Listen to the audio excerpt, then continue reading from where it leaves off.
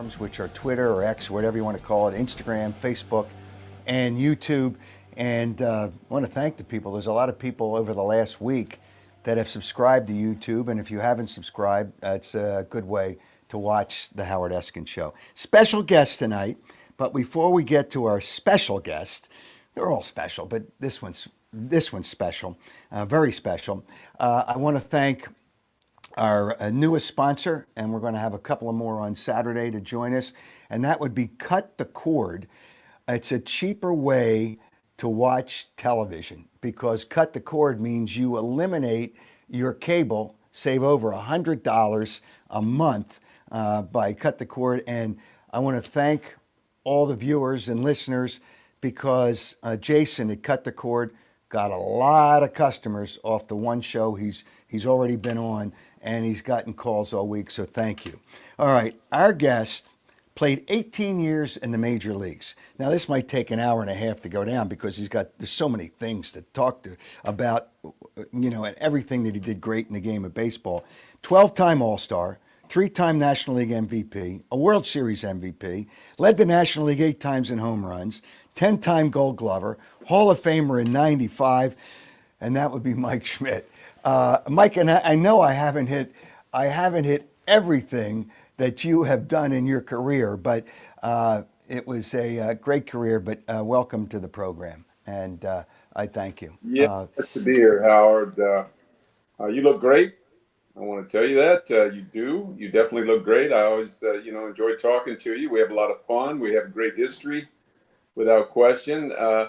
It goes all the way back to 1974. That's when I first met you, and we'll probably get into that story for sure. You helped me become an all-star in 1974, and back in the early days of broadcasting in the Philadelphia area, and I'll never forget that for sure. And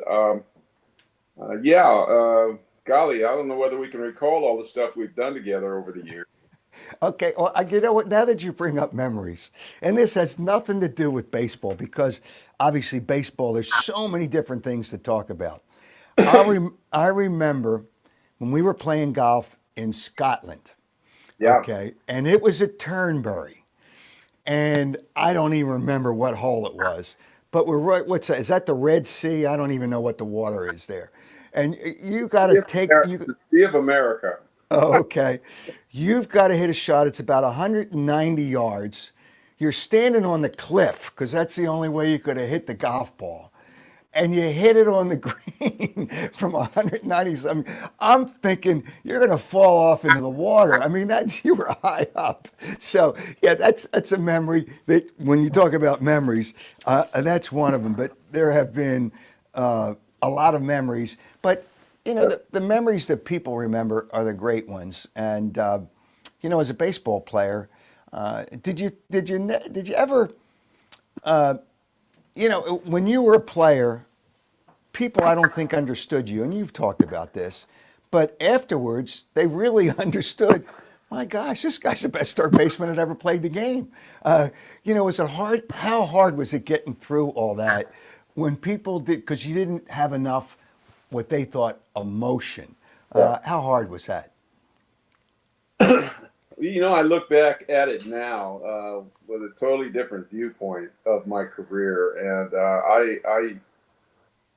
I wish I could have done it all differently. Now, a lot of people might say, well, that was me. That's just kind of my personality and the way I was and the way I went about things. And,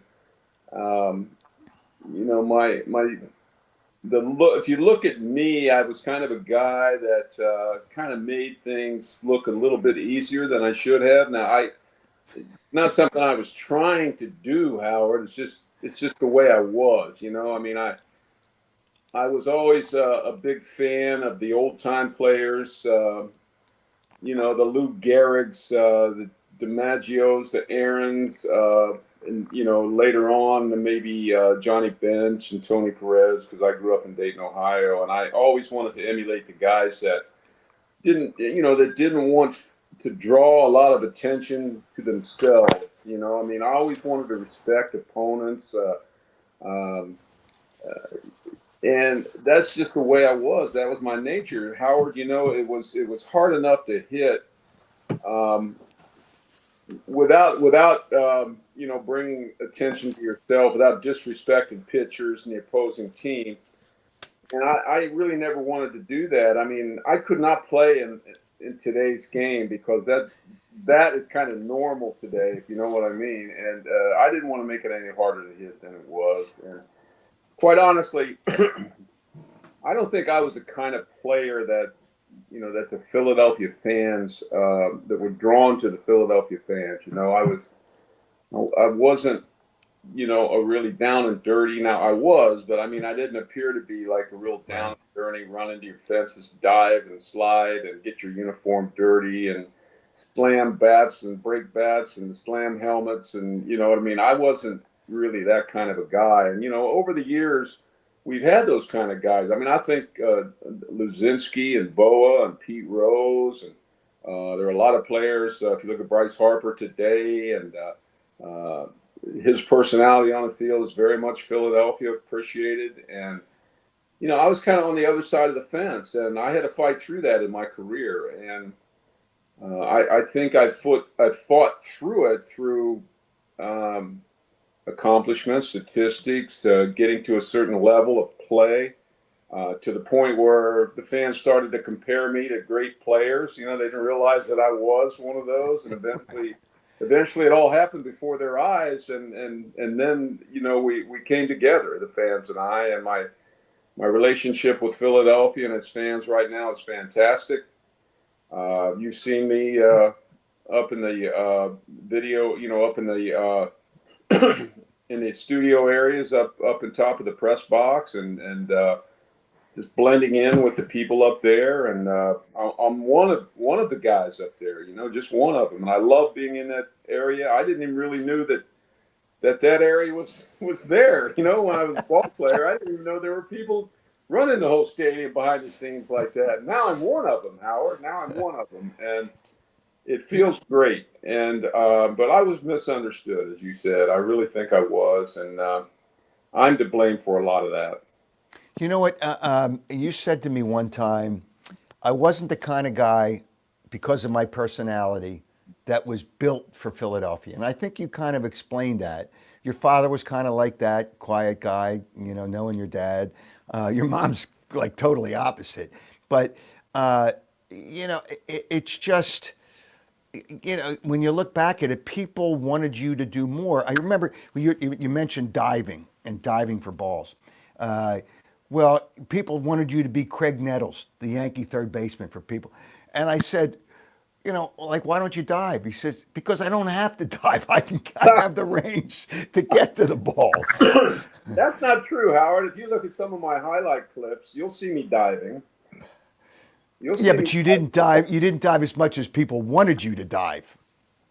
Well, I don't want to focus on whether I dove or not, or whether my uniform. Well, yeah, it's not a big deal because you played the position very well. I tell you right now, Howard, I played hard. I played real hard. It may not look like it, but I played real hard. And I played hard after the game. I played hard before the game. I put more time into playing the game of baseball than people could ever imagine. Yeah, and you know what? And I would see you go down to the batting cage. I don't know how many guys do that now. I think there were times that you would go down to the batting cage after a game if you didn't feel like you did a good enough job. I mean, it's just, how many players do that now? I'm not sure. How many players do that now. I mean, I think the game is played a little differently now than when I played and before I played. That's a whole different subject, but I still think players work as hard as we work. I don't know that they work on the right things now, then I think it's more, they work more physically on mechanics and things like that now than the mental side of the game, or what I want to say, the camaraderie between the players in terms of what might have happened during the game or what the pitcher might throw in certain situations. And everything is available to players nowadays on video.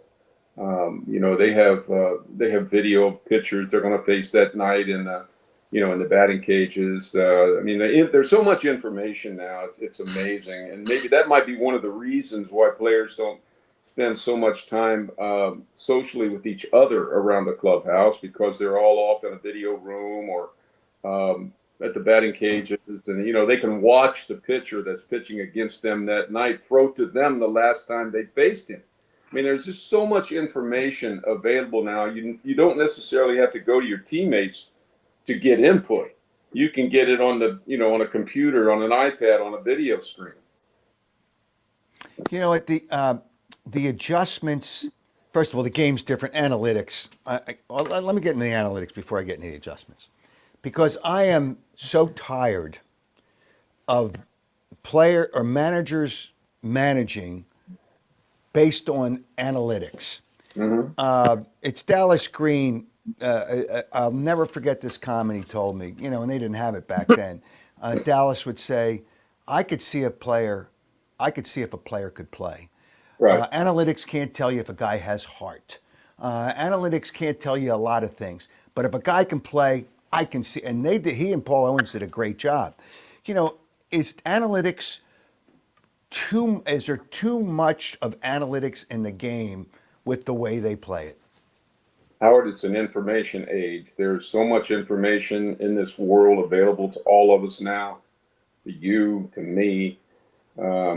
Obviously, the younger generation, my son's generation, the generation coming up prior to him. I mean, the world is all about information now. I mean, I get information on ChatGPT. My kids don't teach cursive writing in school anymore. I mean, you know what I mean?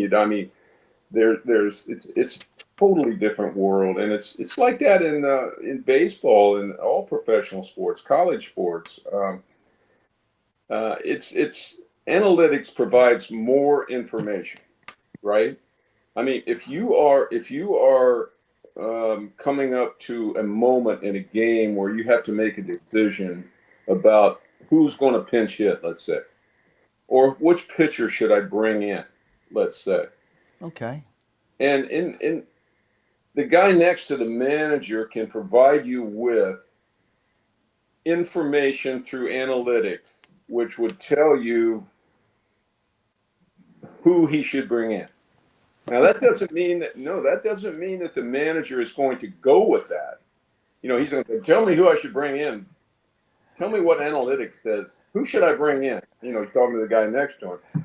But, the coach next to him might say, well, analytics says that, Joe Blow has a 4% better chance of getting the next hitter out, right? But like you said, I mean, the manager, if he knows his players, he knows who's got the heart. He knows who in that moment would be better. Who is better under that particular pressure? Analytics doesn't tell you that, right? No, but here's the other problem I have. And you're in the broadcast booth, and I don't know on television how much Tom McCarthy gets into it. I know, and I love Fransky too. I mean, Fransky's terrific.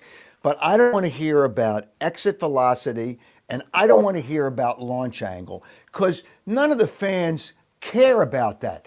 Did you get a base hit? I mean, I don't care what the velocity is of that. You don't have to hit the ball hard to hit a home run. I fell into that trap myself. I mean, I start when I'm doing a game, I kind of glance out to left or to right center field and look at the pitch speed a lot. And I will reference, if I see maybe a pitcher's, the pitcher's speed dropping off or something, gets into the fifth or sixth inning and the fastball, instead of being 95, it's 92, and you can see that. And it provides a place to go for broadcasters. A lot of times you're looking for information. If you're not telling a story, if you're not, off into something, you always can get information to talk about through what you were just mentioning. I mean, exit velocity after hits a home run is exit velo. I hate when somebody says that, right? Or launch angle. I hate when people talk about that. I mean, there's two things right there that just are wrong for hitters. Exit velo and launch angle and all those things. You could take all that, as far as I'm concerned, and just trash it. I think it ruins hitters. You think about that. It ruins hitters. But there are people, we have people on staff. I think we have a whole building in Philadelphia dedicated to analytics and Yes, metrics and that kind of stuff. A whole building. I know. Out of control. It's out of control. So they are, they're searching for every possible trinket of information that they can find to go one up on the other team, right? Right. Okay. So, Mike, when you were a player, when you struck out, you were pissed. You were pissed. Now, strikeouts, it's okay. It's just an out. I mean, Yeah, yeah. it, Right. don't you get annoyed at that? Yeah, that goes to the accountability thing for me. I mean, I was tremendously accountable for little things. I mean, you couldn't maybe tell that I was accountable because of what we talked about earlier, but I hated to strike out, yet I'm probably close to the all-time top 15 in the game in strikeouts, but I hated every one of them. So sometimes I might give a pitcher credit for painting the outside corner with a slider with a 3-2 count. I mean, that's a great pitch, right? But I would look back at the at-bat and go, well, the 2-0 fastball right down the middle, I fouled off, right? So I should have never been facing that 3-2 pitch. But the current mechanical philosophy that's taught, all due respect to the hitting coaches nowadays, lends itself to more strikeouts, right? It lends itself. If you have a slight uppercut, if the pitch in a certain zone over home plate is very hard to hit. If it starts to elevate, if you swing at a ball waist high, it becomes very hard to hit fair. You foul it off, you swing and miss it. That's why you see the catcher raises mitt up high in the strike zone, when the pitcher gets 2 strikes on the hitter, because the pitcher, the opposing team, knows, just run it up there, like we've seen Nola, and we've seen I'm sorry, I'm just Wheeler. We've seen Wheeler and Nola, all Yeah, of them. really. Yeah. The catcher JT asks for the ball waist high and up in the strike zone, because if they just ride a fastball up there, the hitters can't hit it. Pete Rose said to me one time, these guys try to uppercut so they can hit home runs. It's just, what happened to putting the ball in play? But that's another story. But Pete said, with a breaking ball, if you have an uppercut, how do you hit a breaking ball if you're going to have an uppercut swing to try to hit a home run? Can you answer that for me? Whenever you try to hit a home run, you've had a bad swing. It's very simple. It's very simple. Few, if any, home runs are hit when the batter's trying to hit a home run. And we fall into that trap a lot, our Phillies hitters. We fall into that trap a lot. When we start to go bad as a team hitting, we start to jump out and we start to swing at bad pitches, and we miss our pitch a lot. And I think that was the case at the end of the year last year. When we fell out of the postseason, I think we really went into that funk, trying to elevate the ball as hitters and trying to, get the ball out of the ballpark. And then everybody starts pressing. Everybody wants to be the hero. Everybody, starts to lose their poise as hitters. And I mean, we tend to do that in certain pockets of the year a lot.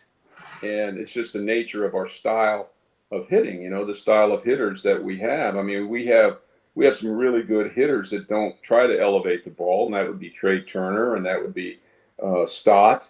And let's see, who else would that be? I think Castellanos tries to elevate. I mean, I know Bryce does, but Bryce can he can turn it off and on. Bryce Harper can turn that off and on. He can go through a stretch where he pokes the ball to the opposite field, cuts down his strikeouts. And JT, I think, is the same way. I mean, he can go with the pitch. He can move the ball around the ballpark. But Kyle Schwarber, that he's a fun guy to watch hit. There's no question about that. And he'll take his walks, and he started to put the ball in play a lot more last year, right? Using all fields, hit against left-handers really well. But he tends to fall into that,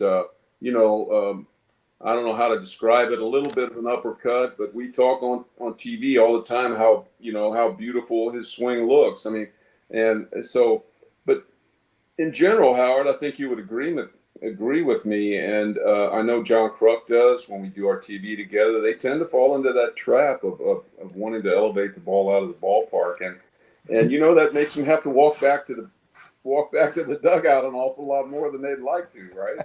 No. Well, when I look at their lineup, when I look at the Phillies lineup, and I kid around with Rob Thompson, and last year I gave him my lineup, and it would have been a better lineup.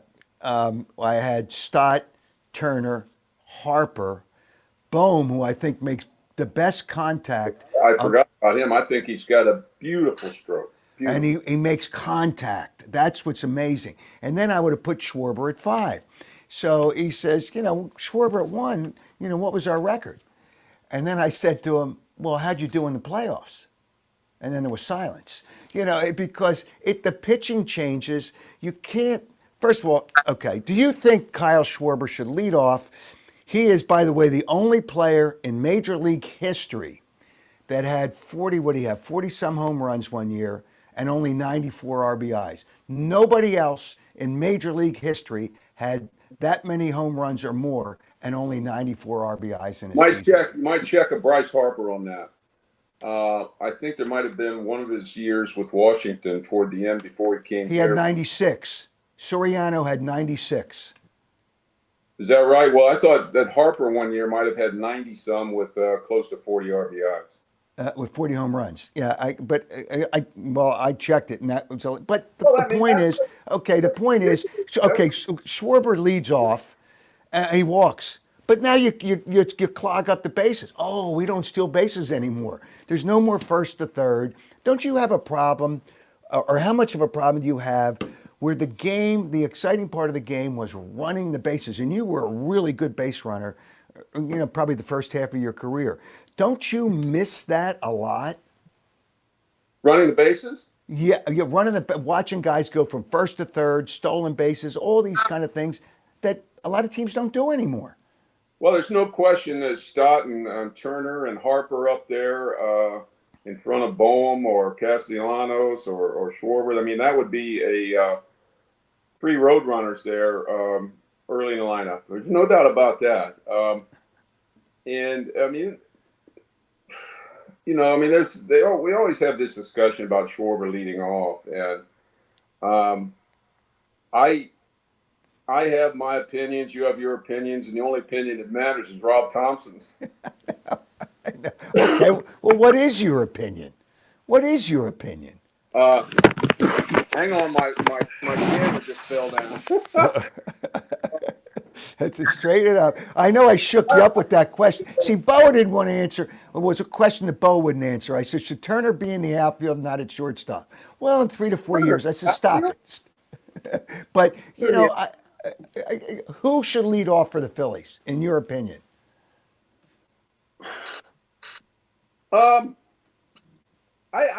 Howard, quite honestly, I mean, you pose that question, and I don't have a definitive answer. I really don't. I mean, it's okay with me.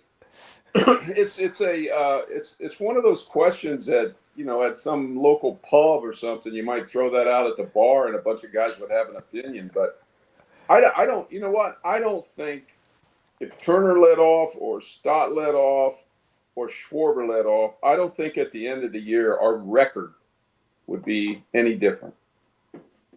Yeah, but when you look at the playoff teams last year, teams put balls in play and they moved around the bases a little bit more. The teams that eventually won in the playoffs and in the World Series, You know, you can't. You got to.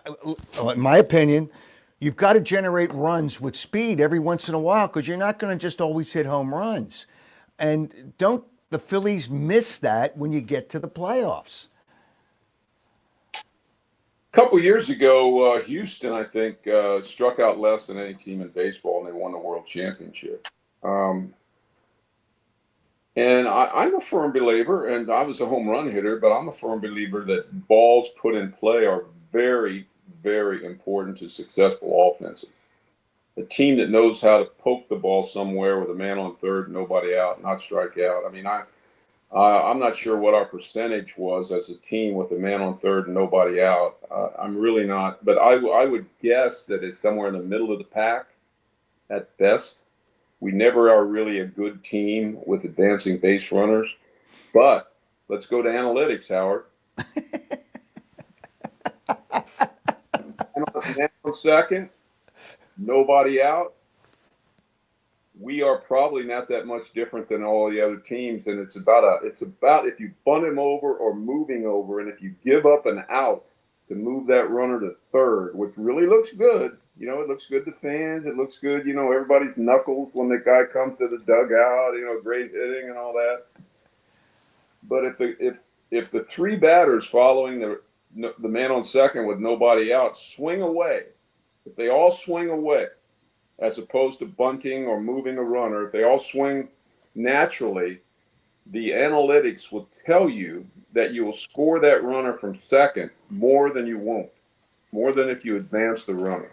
I agree with that, but if there's a man on second, there used to be the day where somebody, whoever was at the plate, whether it was a left-hander or a right-hander, would he's not giving up, he's not giving himself up. I'm not bunting. I'm just trying to make contact, but hit it to the right side to move the runner. What the hell's wrong with that? However, if you look back to my days, they did not want me to do that.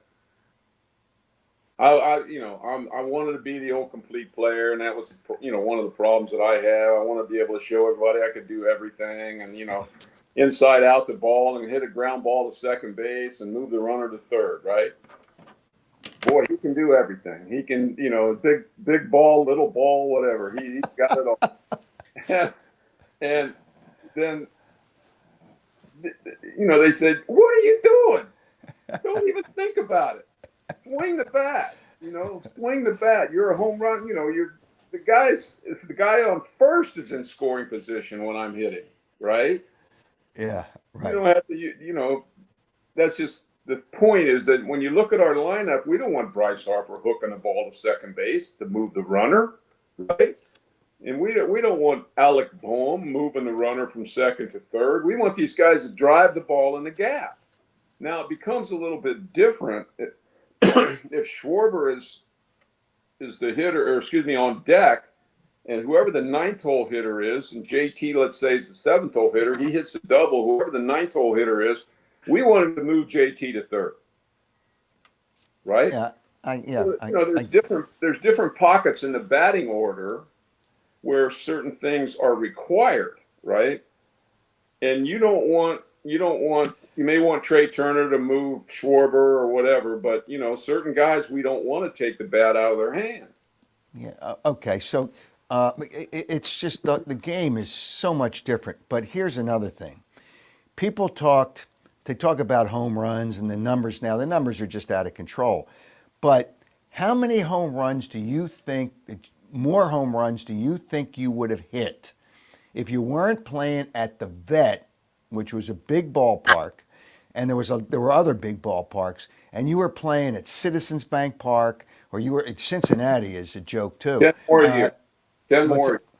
10 more a year. So with 18 years, that's 180 more home runs. Yeah. Yeah.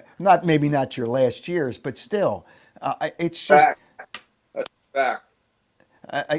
Based on the numbers that people have gone back and looked for. So instead of 548 home runs, you would have had over 700 home runs easily. Well, there's a lot of variables there, and if you look at it realistically, I flew out to the Warner in right center who knows how many times a year, or over that period of time you're talking about, how many times a year at that stadium, right? So most of those, if not all of those, would be home runs at this ballpark, assuming the wind isn't a factor, right? I mean, if you hit a long fly ball Right. to right center and the wind's not holding it up or anything, a heck of a lot of those balls would go into the stands. Now, left center's obvious, the long fly ball to left center, left field. I mean, you've seen how many balls end up in those flowers, right? I mean, and I flew out to the warning track on both sides, right field, left field. Um, Golly, who knows, 40, 50, 60 times a year, maybe 70 times a year. Long, high fly, stays in the ballpark, right? So there's quite many of those would have dropped in the flowers, been 8 rows deep, 8 rows deep. Not that I didn't fly out and hit a lot of wall scrapers at that stadium. Don't get Right. me wrong, but a lot of those balls that were caught in the rubber warning track at that stadium would be home runs at this stage. You mentioned Pete Rose, and I saw a piece of video of Pete. Talked about when he came to the Phillies and the conversations he had with you. How much did Pete Rose mean to you as a player when he came to the Phillies? Tremendous amount. He meant a lot to all of us. He didn't just tout me as one of the greatest players he's ever played with. I mean, it was the same for Boa and Bull. And, he had a way of building up everybody. He had everybody's chest sticking out. He had a way of doing that. There's something about him because we all had played against him. Kind of all of us hated him when he was on another team, when he was on the Reds team. It was like one of those guys that you couldn't stand him when he was on another team, but when he came to your team, you loved him. And he was just something about him, Howard. You were in our locker room, how he absorbed the press, instead of coming to me or, Boa, and obviously they didn't come to Carlton because he didn't talk to him. But, they started to gather around his locker right away, and he would tell the story of the game, and, he would say something about me or Bull or whoever. And, he was our spokesman when he came, and that took a hell of a lot of heat off of all of us. I know you believe he should be in the Hall of Fame, and I think we all believe he should be in the Hall of Fame. He obviously made some mistakes, but there's guys in the Hall of Fame that made mistakes. But how much do you think, and I know at one time you made an effort, I think it was you and Joe Morgan maybe went to the commissioner at the time and talked to him. How much of an effort did you make, and how unfortunate is it and unfair that Pete Rose is not in the Baseball Hall of Fame? Yeah, this was back when Pete was accused of betting on baseball and then betting on his own team, and he went through Howard, what was it, 14 years or something? What's the right word? Purgatory or something like Purgatory is a good word. Or Yep. he kept saying, "I didn't bet on baseball. I didn't bet on baseball," and then finally, his only option to get out of that was to admit that he did, in fact, do that. And I was there when he did. I wasn't in the room. I was sitting outside the room, as was Joe, and I forget who else was there. But, we were in Milwaukee at the commissioner's office when Pete explained to Bud Selig that he did. And after it was over, we all gathered in Bud Selig's office, and we started mapping out how over the next 3 or 4 months the media was going to be handled. And Bud suggested some of the things that he expected Pete to do, Pete to change. And really, there was a lot of agreement on that. But then, in fact, Pete went right back out to Las Vegas, and just started he didn't change. He did No. not change, and he made no effort to change, and he wasn't contrite about it. He just kind of went back to the same old life that he was having before, or that he had before, and nothing really changed. And um, so time went on.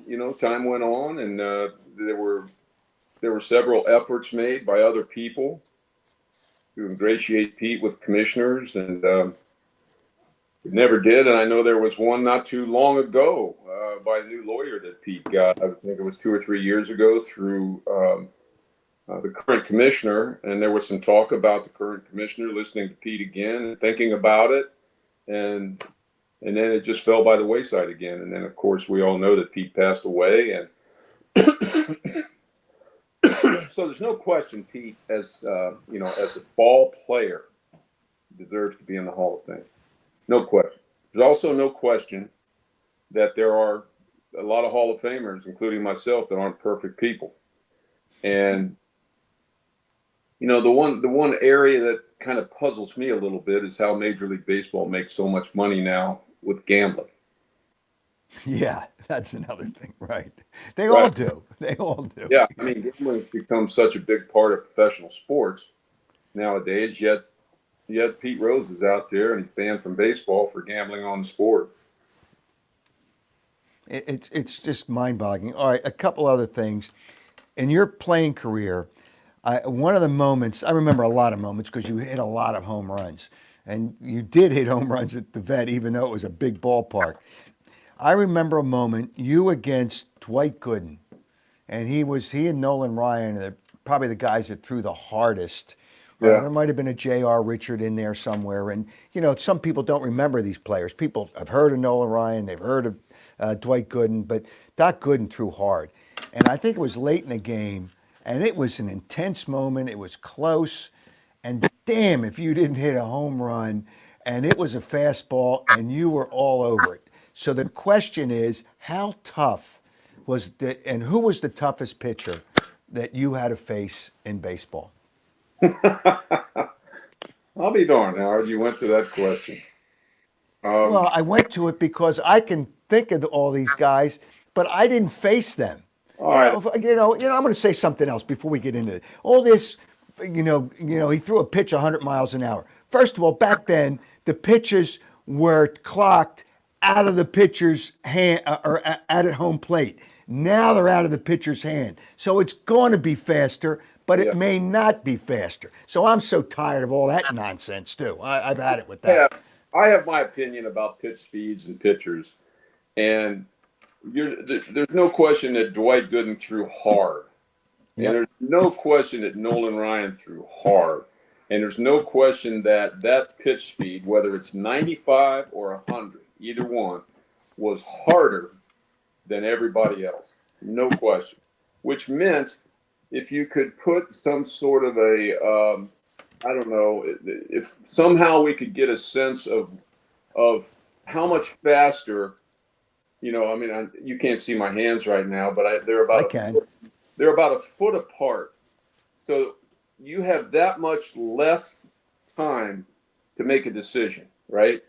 If you put your hands a foot apart, let's say the ball gets there that much faster. Right. 95 versus 92. Let's say 3 miles per hour is equal to a foot. Okay? I'm just using this as an example. I have no idea whether I'm even close to right, but if you're facing Nolan Ryan versus some normal pitcher, you got to go faster, right? You with me? You got less time to decide. So there's just certain ways the techniques that you have to use to be successful against those guys. And I figured out a way to do it. And you got to shorten your stroke. You got to do more of a little tomahawk kind of a move to the ball. You can't just wail away with an uppercut at that, or you're not going to hit it. And Here's something that players don't do. You might choke up a little on the bat, right? You might Yeah. choke. Oh my gosh, you can't choke up now. You're not a man if you don't choke up. I mean, it's a joke. So let's say This is my opinion, right? And a lot of guys drop my camera again, but a lot of guys would disagree with me. I think nowadays, if there's a 10-man pitching staff, I think there are five Nolan Ryans on every staff. Mm-hmm.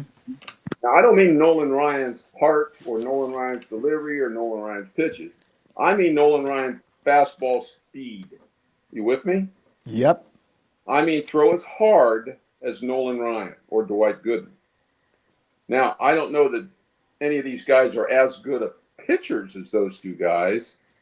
And when we were there, we looked at pitching staffs, and you couldn't find Nolan Ryan was Nolan Ryan, and he was on the Houston Astros.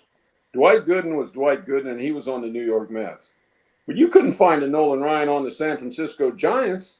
You couldn't find it. Well, maybe Lee Smith on the Chicago Cubs, right? Right. I've been the one Nolan Ryan, Lee Smith. But you go around the league, and maybe there were 5, 6 guys that threw as hard as Nolan Ryan. Every staff nowadays has in the bullpen, 5, 6'5" guys throwing as hard as Nolan Ryan. And I don't mean that to disrespect Nolan Ryan. I just mean, Howard, when pitchers grow to the size of 6'6", 6'7", 6'5", 6'4", and they're coming out of the bullpen, think about the Houston Astros bullpen, the Braves bullpen this year. Every guy that comes in out of the bullpen is 6'5". You don't think these guys throw 195, 96? Well, they probably do, but it's also location. All right, and they do. All right, there's a couple other things I want to get to because there's another moment that I remember back in 1989 when you had that 500 home run autograph show, and in Atlantic City. Yeah, I remember a conversation. Ted Williams, maybe the greatest left-handed hitter of all time, and we probably don't have much debate about that.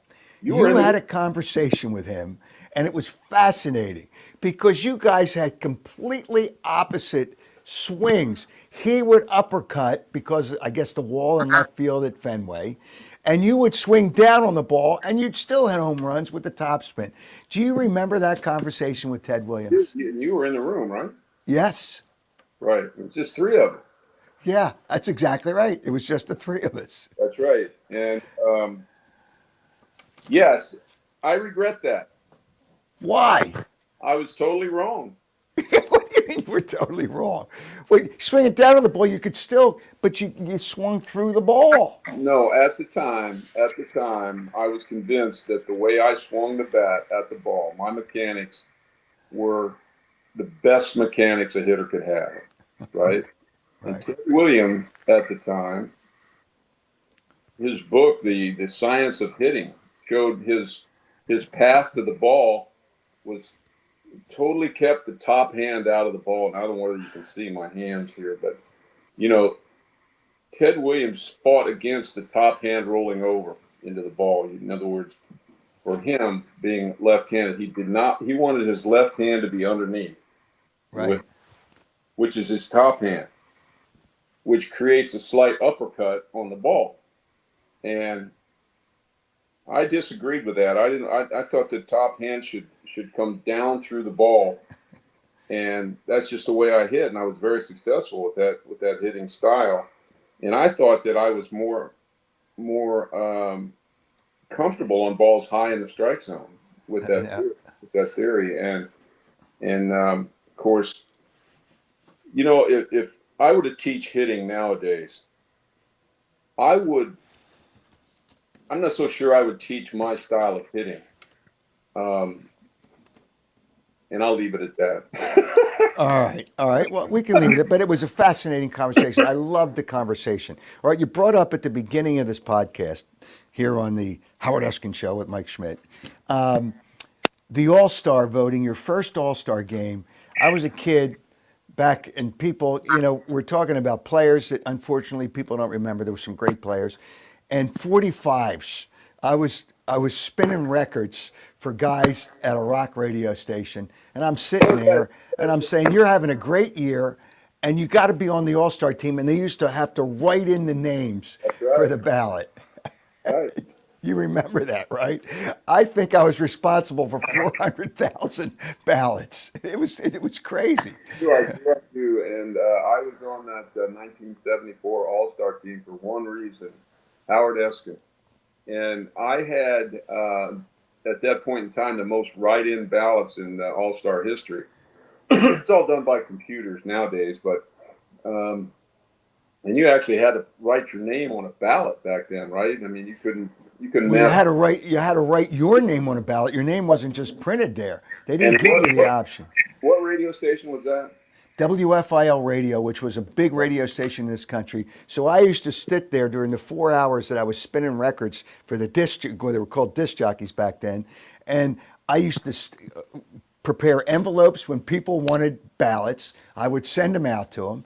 And then I'd sit there and I'd write your name in on the ballot all the time, too. I can't tell you how much I appreciated that because I'm not so sure I would have made the All Star team. However, I was hitting 320. I had 18 home runs and 60 RBIs at the break. So I really deserved to be on that All Star team. Right. And yeah, and I don't know that I would have been. I mean, I was kind of a nobody at that time. And I mean, let's just say that I owe it to Howard Eskin for the 1974 All Star game. What's your first one? I think I got in that game, and I think I got a base on balls or something. Frank Tanana or something, I think, was the pitcher. It's amazing. All right. And again, we're going back in time. The 1980 playoffs against Houston, the greatest playoff series, I think, in baseball history. Nolan Ryan never lost a game when he was up by 3 or more runs, seventh inning or later. Right. You guys were down 5-2, if I remember correctly. Top of the And ninth. then, what's that? Top of the ninth, I think.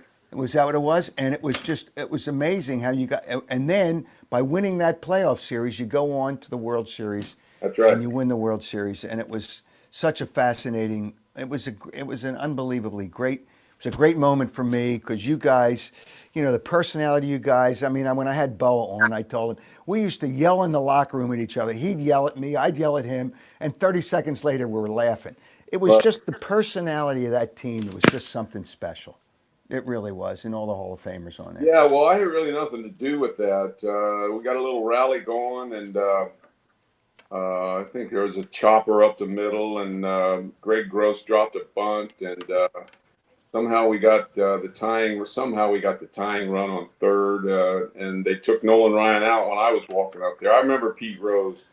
This is typical Pete Rose. After we got the 2 men on, he came up, and as he was walking around home plate, he looked out at Nolan Ryan and said, "You're not getting me out."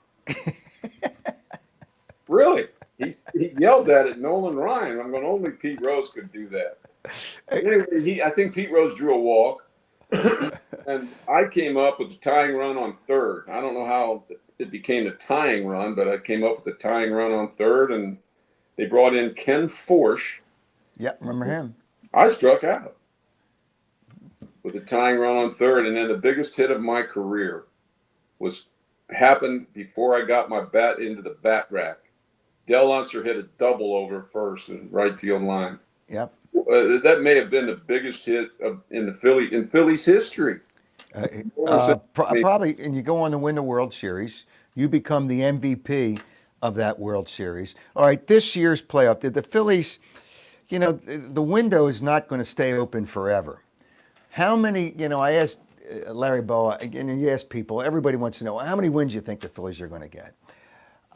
It almost doesn't matter in the regular season, but it does and it doesn't. Where do you think this team stands, this Phillies team, 2025? Wins and where they finish up in the division? Well, we got a really tough division, as everybody knows. We have to survive the National League East, and of course that talks about the Mets and the Braves, right? Yep. And I think we're all going to beat each other a lot, and I would say 500 ball in the division, home and away and everything. You don't want to do that, but I mean, teams are all so good, and then you got the Dodgers in the other division. Um, so I think the key for the Phillies to get to 95 to 100 wins is taking care of business with the lesser team, right? Yeah. Yeah, Okay. you know what I'm saying? I'm going to talk about who the lesser teams are. We all know who they are. You know, you when you go somewhere, you got to win 2 out of 3. You got to win 3 out of 3. You can't be losing 3 in a row to somebody on the road. You can't let them come into Citizens Bank Park and beat you around in your own ballpark. You got to you got to take care of business against the lesser teams.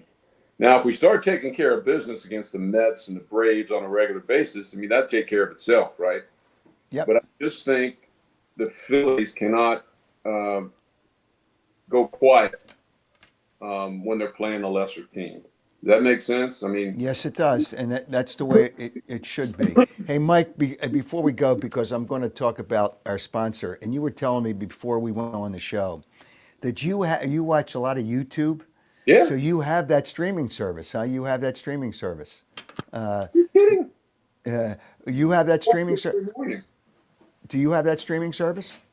What do you mean streaming service? Oh, okay. Well, yeah, that's a technical word. It's like you can watch all the stations on YouTube that you can on cable for less than $100. It's $100, at least $100 less a month.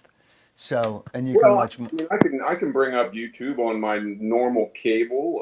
I got my iPad on here right Well, now. you should get the streaming service, and you don't have to pay all that money for the cable. I mean, that's what you got to do. I'm just How trying to help you. any You're idea? retired, so I got to help you out here. I have no idea what I'm paying for the cable. All right, all right. Hey, it was fun. You know, did I expect any other kind of answer other than that? Thanks, Mike. It's fun. It's fun talking about baseball then and now, and I really do appreciate it. And thanks for jumping on. Thanks for being a part of the Howard Eskin show. It's fun talking to Schmitty. I mean, I'm telling you, the greatest third baseman of all time.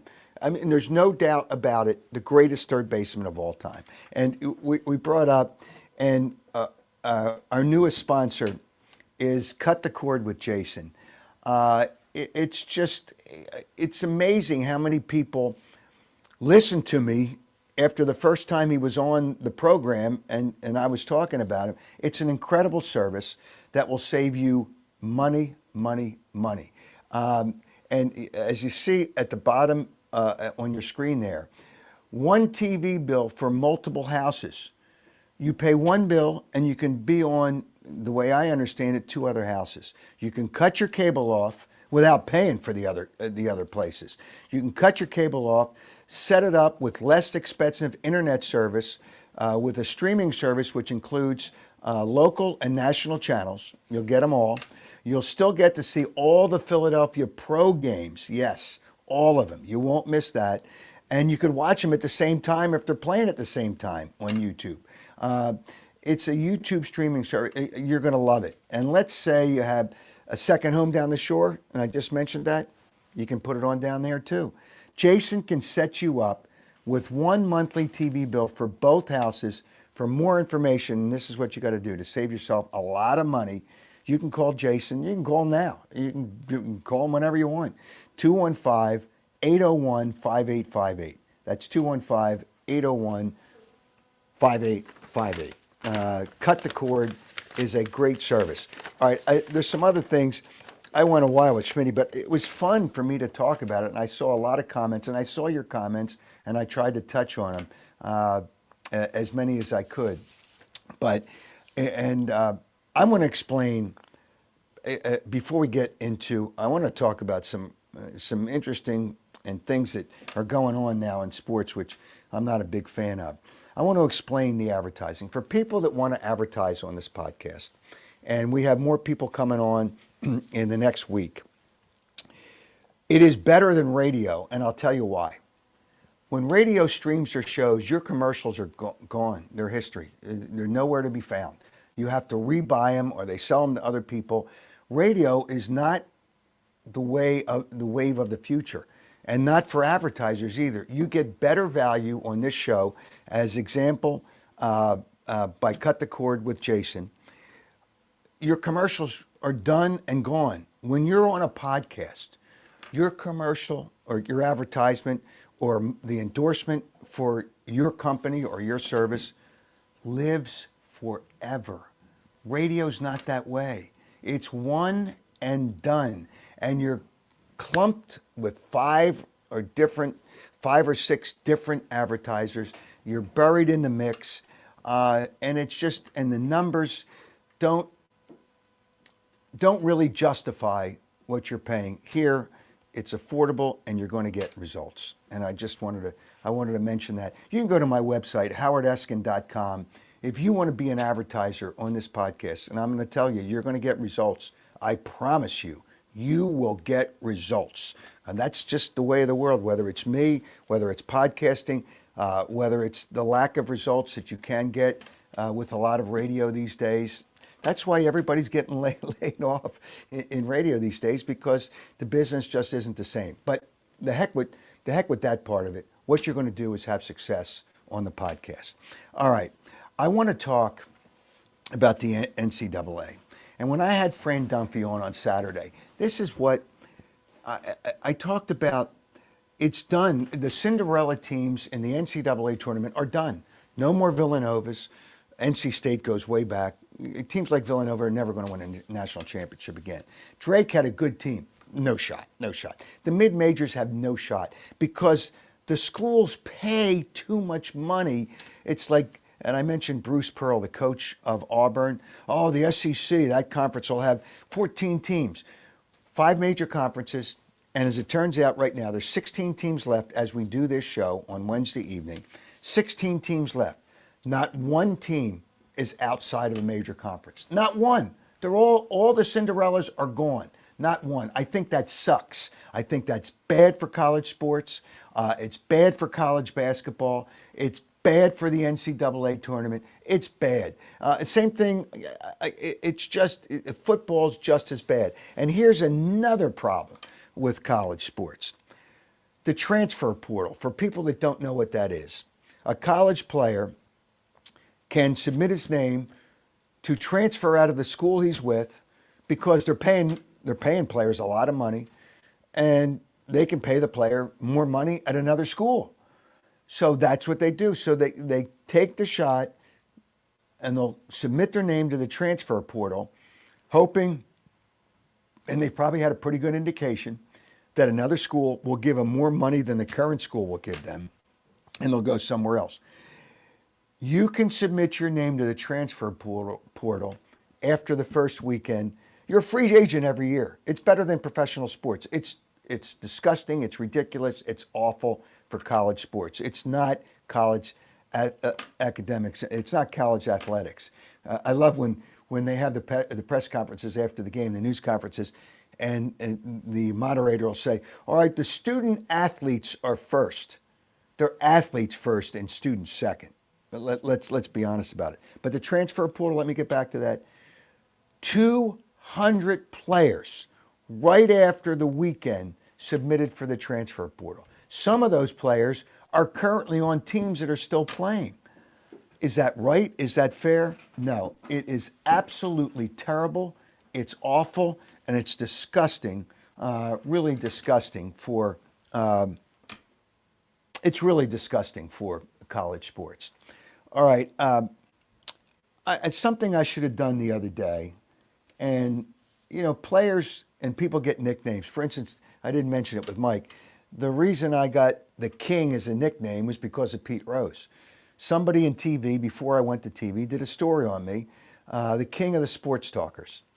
And I walked into the locker room the next day, and Pete Rose sees me. He obviously saw it. And his locker is right when you walk in the door at the Veterans Stadium. He says, King, you're the king. He started calling me king. Then everybody started calling me king. I didn't give, LeBron James is a fraud. LeFraud James is a fraud. He gave himself King James. Nobody named him king. And he's not the king. He's a fraud, an absolute fraud. But Pete Rose, when you give yourself a nickname, it's fraudulent. It's a joke. But Pete Rose gave it to me. But the reality is there was like a method or a method that Muhammad Ali used. And when George Foreman passed away last Friday, and Randy, we're going to go to that clip with George Foreman and Muhammad Ali. October If you can go 30th, it. 1974. This The is Stade du this Tournoi is what Kinshasa's in gate this fight. hosted the iconic Rumble Muhammad Fight. Ali sat on the ropes. You see how I'm sitting on the ropes? They called it the rope-a-dope. He was given the term, he rope-a-dope people. He rope-a-doped. George Foreman has Muhammad Ali up against the ropes. Ali finally realizes in the 8th round, George Foreman has punched himself out because Muhammad Ali, and this is Muhammad Ali, I believe it's his first championship in 1974 in Zaire when George Foreman, for Muhammad Ali, he sits up against the ropes, he lets George Foreman punch himself out, and then bang, 8th round, he gets him. He got him so tired, he opened him up self for the punch. That's where Muhammad Ali got, it was known as a method that he used, rope-a-dope. He rope-a-dope people. George Foreman was a great guy, a great fighter. You know, he sold his George Foreman grill for $130 million. Pretty sharp guy. But passing of George Foreman, I wanted to do this last week, and I ran out of time. George Foreman was a great guy, and that was a great fight, and he lost the heavyweight championship. And unfortunately, here's another thing that's gone from our lives. Unfortunately, the heavyweight division no longer exists. It's just, you know, you got the UFC, which I'm not a fan of. That's not boxing. But the heavyweight division is gone. Boxing really is kind of taken really a backseat. I've been to some great boxing matches in Atlantic City when they used to have them there, Las Vegas when they had them there. But the heavyweight division, there was some great, and even there was times when there wasn't a heavyweight division. People may not remember, and you could look it up on YouTube. Sugar Ray Leonard and Marvin Hagler. Rare outside the heavyweight division you get a great fight, but it's gone now. But Foreman and Ali really were two important figures in heavyweight boxing. So we'll be back on again on Saturday, and the baseball season as we speak opens. Saturday we'll have some games to talk about. Actually, one game because most teams have Friday off. But I appreciate and love the fact that people have joined us. And again, if you want to save money, this is it. Cut the cord with Jason. Cut your cable bill. Less expensive internet service, streaming services, which include local, national TV channels. You'll get to see all of your Philadelphia Pro games. And you can hook up other homes with no cost. Jason can set you up with one monthly TV bill for both houses. Here's a number to call, 215. You'll save money. Trust me, a lot of people have done it so far, and I know they're really happy. 215-801-5858. You know, maybe by Saturday you'll be hooked up too. Thanks to everybody for joining the Howard Eskin Show, and thanks to Mike Schmidt. I could have gone on forever. There's so many stories. When you play that long and you play in that great a career, and there's so many great players, we could have gone on forever. But thank you for being a part of the Howard Eskin Show. Enjoy the days ahead, and we'll talk to you again Saturday live. But as I said on a podcast, it lives forever, and your advertisements live forever. Have a great day.